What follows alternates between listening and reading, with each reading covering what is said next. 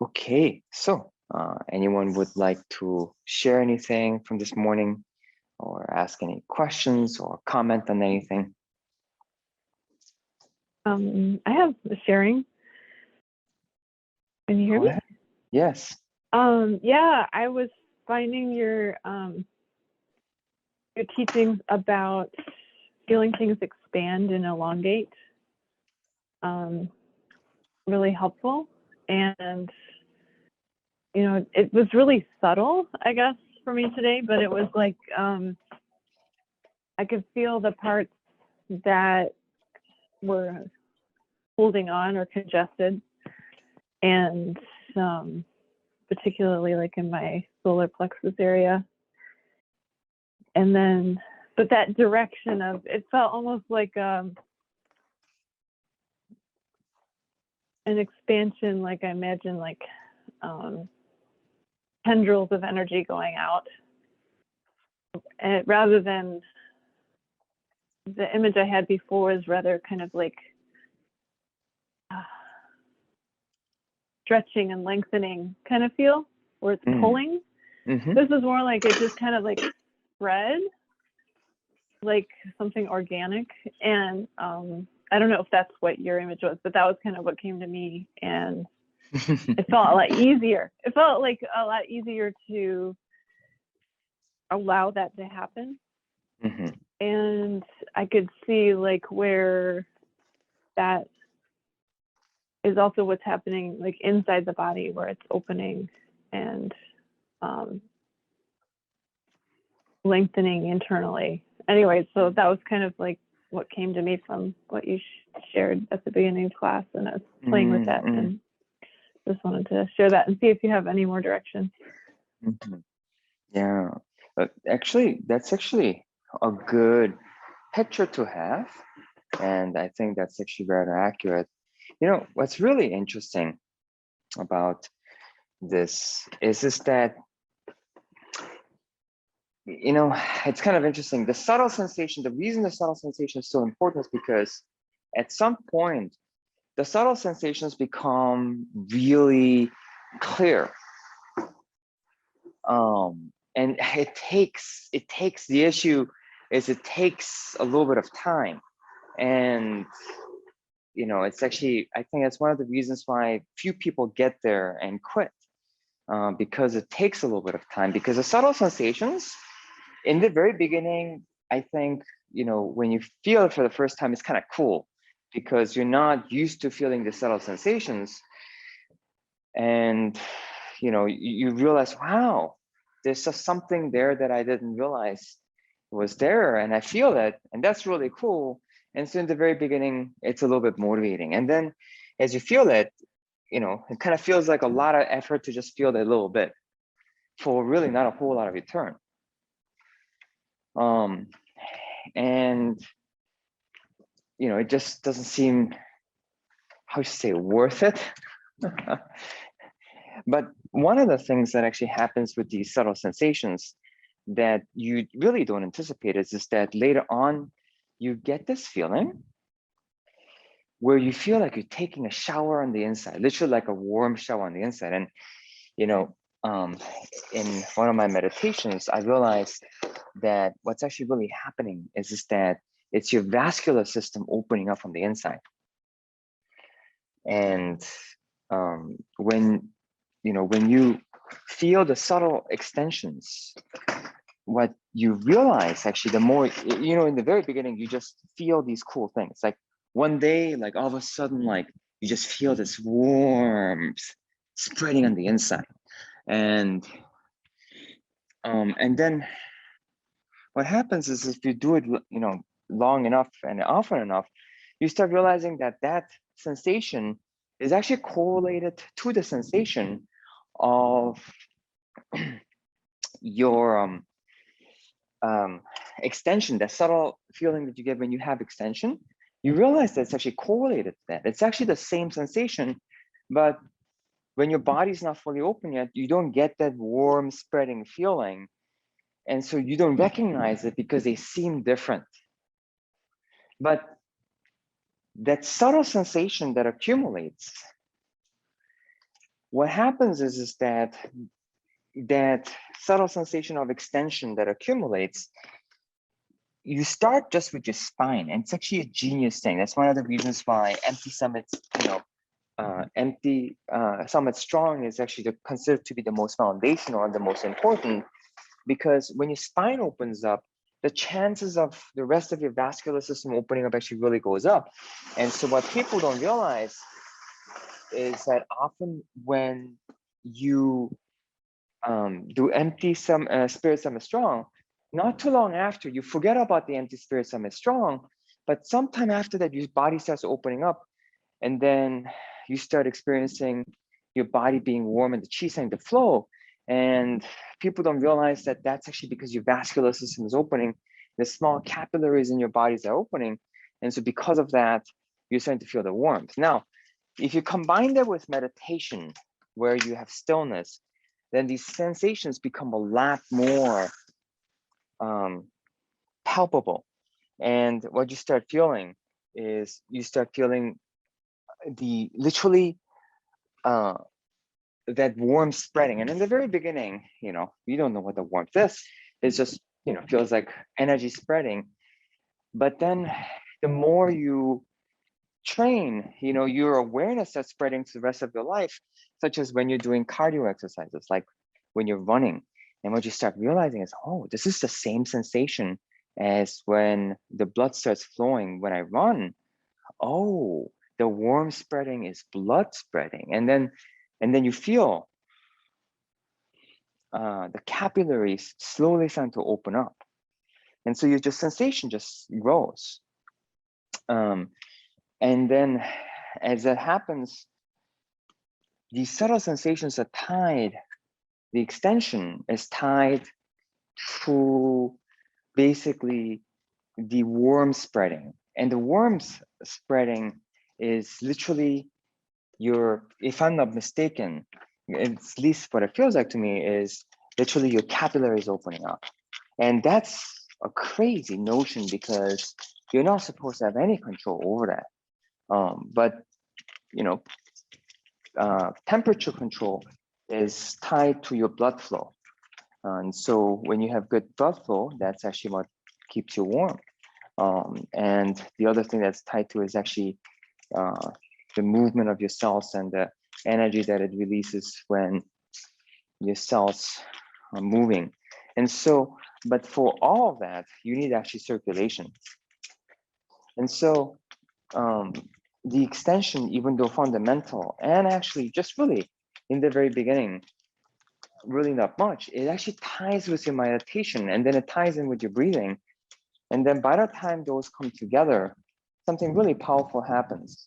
And so I just wanted to say to what you said, yeah, keep up with it. In the very beginning, it may not seem like it does a whole lot. It just seems to open your body a bit more, but it does a lot more than that eventually.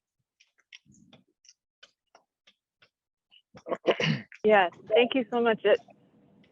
I feel like inspired to sit with it more because I feel like there's a certain, I guess, more clarity of what it feels like. And also good. It gives me patience. I feel like it gives me patience because it's something that's being extended rather than me extending, which wasn't working, like me. I guess to a certain extent you do extend, like you extend the body and you extend out your attention and stuff like that, but it felt too forced. Whereas this is something that just like happens, and I can tell it's the same issue, like of feeling caught up, like emotionally caught up. Yeah. Where like the energy is gathered in a certain area, and it's kind of like capturing your attention, and you want to do something with it. But that feeling of like sung and the feeling of things spreading is so completely opposite to that energy. Yes. Like, that became a lot clearer. And so just the awareness, okay, that area is caught up,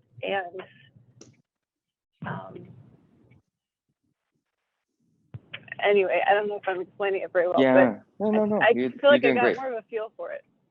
Yes. Thank you.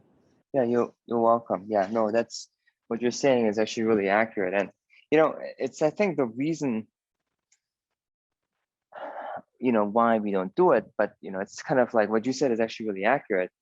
The sensation of focus is actually really clear because it's a particular part of a body that's caught up, and you feel that.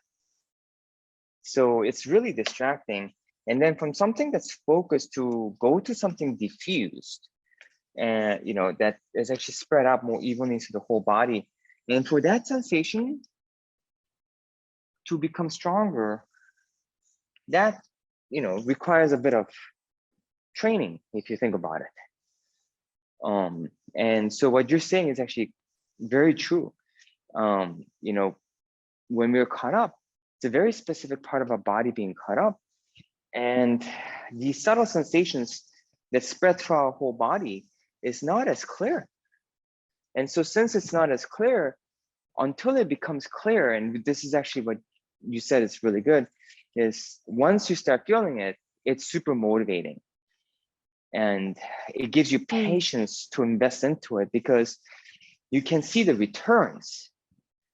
You can really start seeing, oh, this is how I bring balance back into my body. Like when I'm caught up, this is how I can get like not caught up. Like this is how I can return balance to my body. And it becomes, there's agency with it, because even though it's subtle, it starts giving you clear results.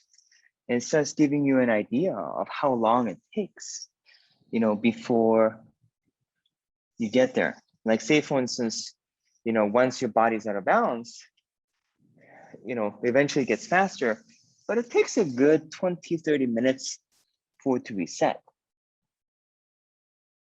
And so if you don't know that, then you're gonna quit too soon, right? And most people don't realize that it doesn't just reset it either. You need to slowly actually bring it into balance by feeling and consciously falling into balance. And as that gets better,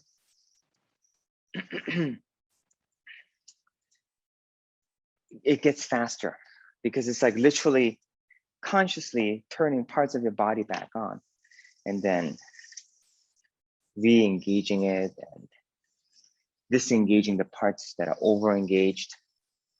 And that becomes a lot more interesting because you're actively involved. And so now, one other thing I want to say as we're talking is, as I talked about it, I just focused on the vascular system, but the extension actually impacts your fascia, not just your vascular system, and it actually impacts your nervous system. So actually just one part of it. And so just in case I gave the impression that it only impacts the vascular system, I just want to say, no, it actually does more than that. Hopefully that gives you some direction and some clarity in terms of your training. And what I recommend is that once you feel extension in your spine, extend it to the other parts of your body, such as your chest, your ribs, your pelvis, and then come out to your arms, your legs, until you really feel it. And then once you start feeling the space between your joints, go out into your fascia, because once you feel the space in your joints, then you're connecting to your fascia, and you'll feel like a sheet around your body, like right underneath your skin, almost kind of like a balloon. And go in the progression, see what happens. Thank you so much, Master Kim. Welcome. Yeah, that's great. I'm glad I shared about something that was subtle today. Sometimes I think I have to have a distinct experience to share it, and I feel like empowered, or like go subtle. Like, yay, subtle. You know, from a teacher's perspective, the subtle experiences are better. The big experiences, they're big experiences, but they come at the end. And I feel like the comparison, you know, it's kind of like if you hear someone share a big experience, then you can get intimidated. And it's like big experiences are good, you know, they have their place because it can inspire people to try and go for those big experiences. But what really gets you there are the subtle experiences. It's not the big experiences. I think the power of a Taoist is their infinite patience, which allows them to do everything, which is actually the small experiences. They value the small as much as they value the big. And the reason they value the small is because they realize that, you know, dust gathered into mountain, it's the small experiences that accumulate and integrate into a big experience. And so at the foundation of all big experiences are the small experiences. And so fundamentally, as a teacher, you value the small experiences that students share. The big experiences is more of a celebration.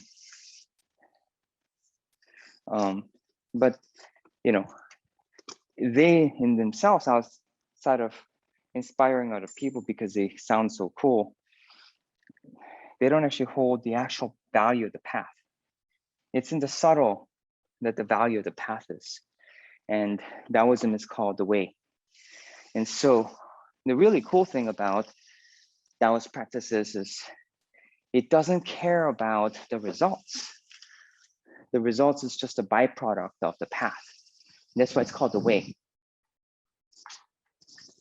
And that's why its focus is on the principles that allow you to feel qi instead of qi itself.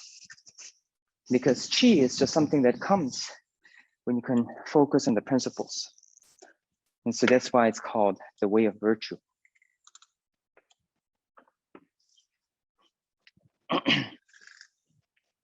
So anyways, all that to say, yeah, I'm glad that you shared the subtle experiences too. I think sometimes, Thank you, Master Kim. yeah, it can get intimidating when you hear people sharing big things. And then you're like, oh, I experienced this, I want to share this, but I wonder whether it will have any value. And actually, the person who can remember that the subtle experiences have more value for people on the path, that's a strong person.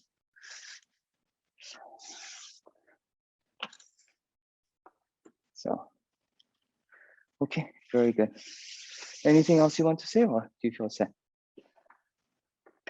I feel set. Thank you so much. And I feel like, I guess the other thing I wanted to say is it never ceases to amaze me how even intellectually knowing the power of the subtle, how much more recognition we can give to it.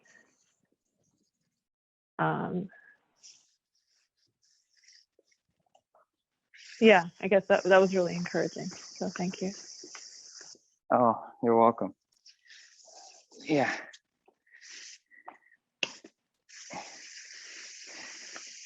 Yeah, ain't that the truth? Okay. Very good. Okay. Anyone else would like to share anything else or ask any other questions or comment on anything?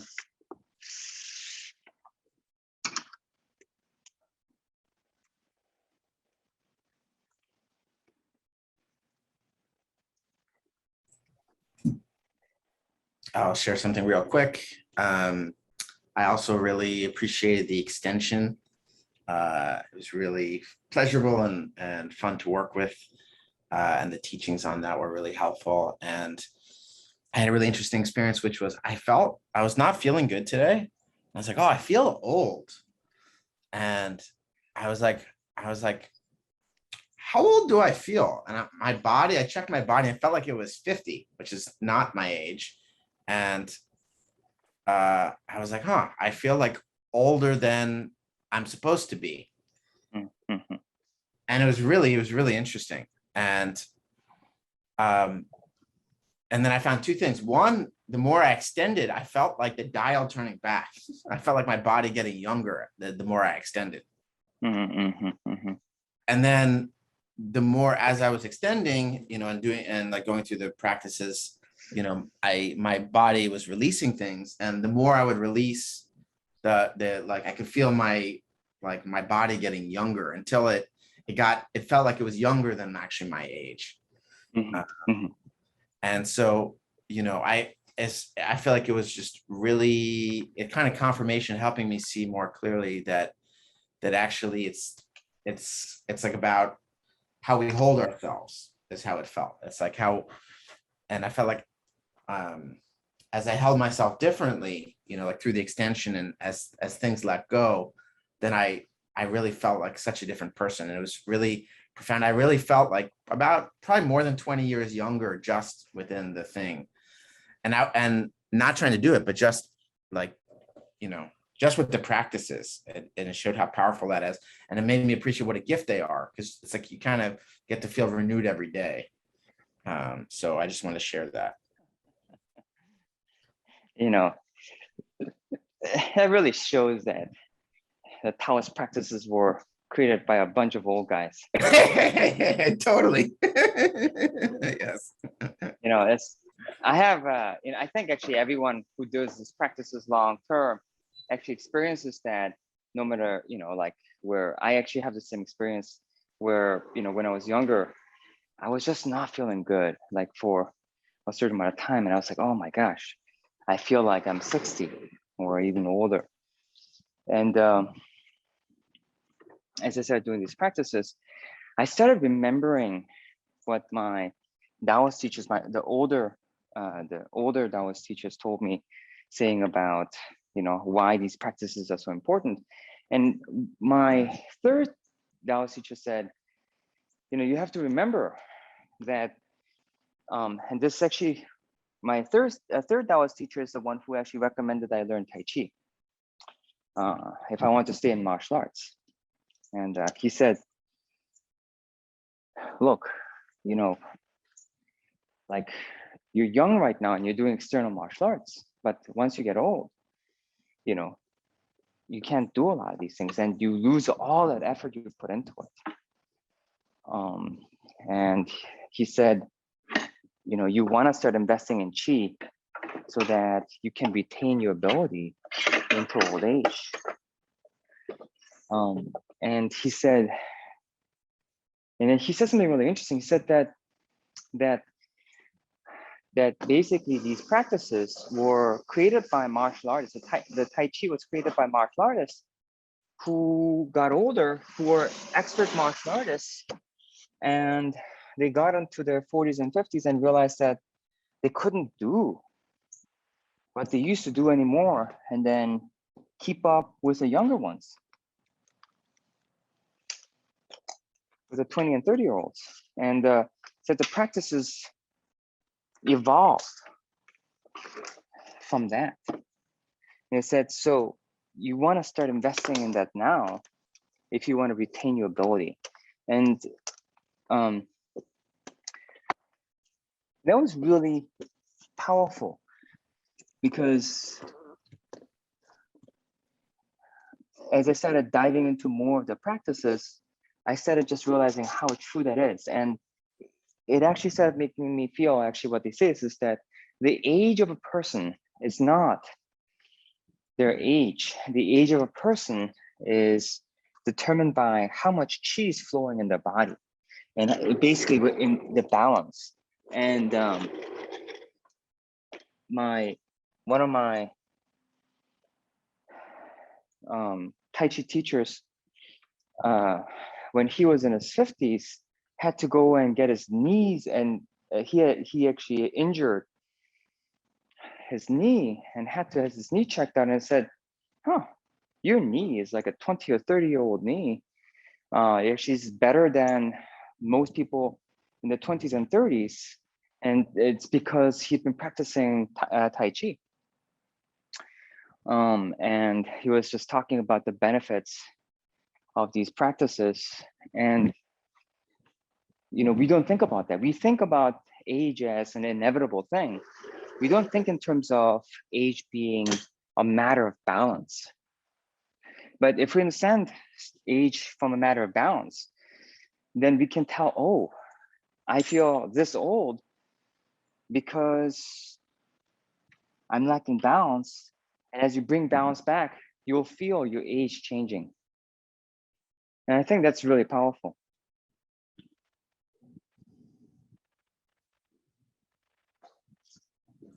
That is really helpful.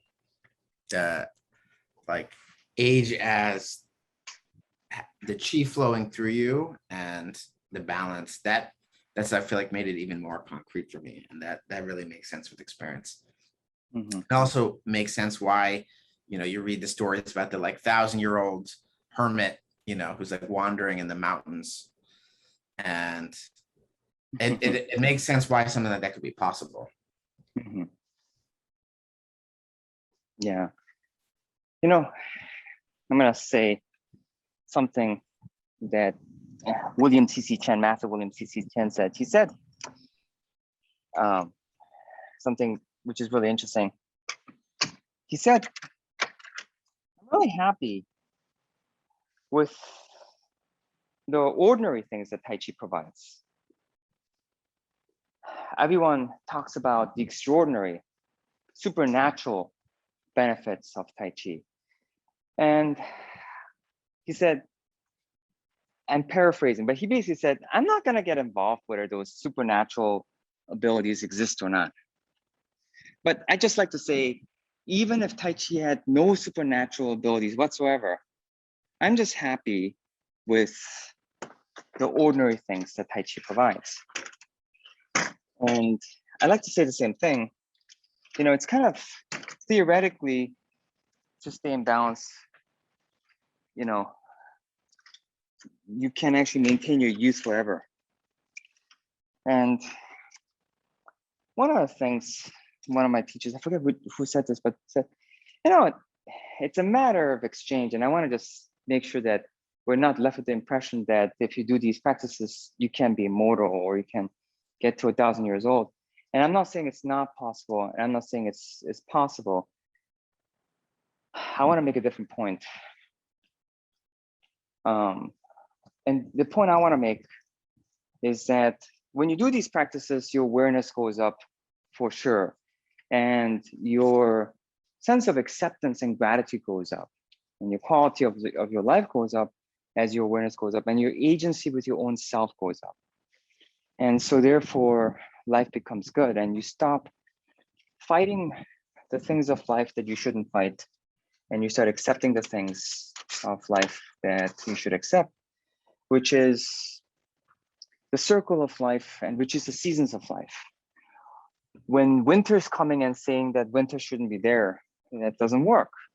When spring is coming and you're saying, well, I want it still to be winter, that doesn't work. Or saying, oh, I want summer to be here now, that doesn't work either. Winter's gonna stay for as long as it's gonna stay. Spring's gonna come when it's gonna come. And these are the realities of life.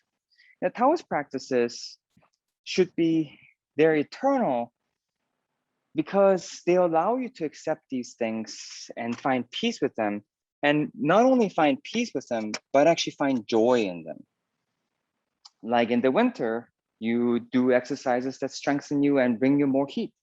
In the summer, you do exercises that dissipate more heat and make you more flexible to use the natural energy that's there, and so on and so forth. And you use the falls and the springs also appropriately, where in the fall, you actually do more exercises that allows you to harvest more of your, and bring more of your practices together to integrate them. And in the spring, you tend to start new things, just like with the seasons. And to me, you know, that is really empowering because you bring balance to each season of life. And because of that, your life becomes great. You can actually really get the most out of life that you want to get out, and which is what harmony means. You know, harmony, you know, doesn't mean you kind of just go along with it. Harmony actually means that you are in maximum balance with your life and you're feeling that life. Another way to say that is actually flow. And I forget the name of the scientist that defined flow. Mikhail, his last name is impossible, but Zizek Mahaly. oh yes, yes, thank you.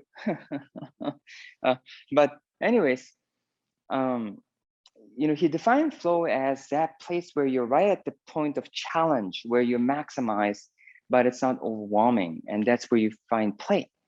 And that's what Taoism allows you to do really well, to just stay right at that point of flow from moment to moment.